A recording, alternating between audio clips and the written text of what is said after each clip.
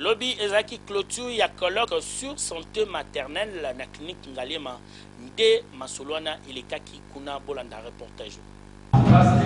Clôture ya colloque sur la santé maternelle au Salemaki sous le haut patronage ya ministre de la santé publique en collaboration na ASBEL Ligue des infirmières et infirmiers à espace francophone l'IF mpe clinique Ngaliema elongona association nationale ya ba infirmiers à Congo anik mpe institut en sciences infirmières ici mon collègue et Salemaki lobby mercredi le 20 avril 2011 à wana clinique Ngaliema avec impact na idéologie.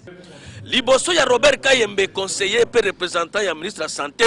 babimisaki ba recommandation oyo création ya ba couloir ya soins de santé création ya ba réseau pour la prise en charge ya solo ya basi ya zemi pe ba recommandation misusu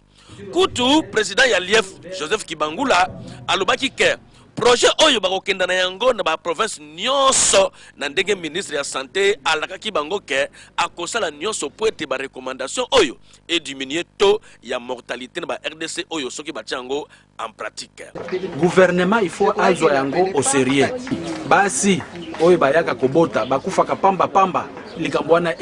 esila na mboko oyo. Pona nini ko sponsoriser biso bato ya santé te poto to salisa peuple na biso.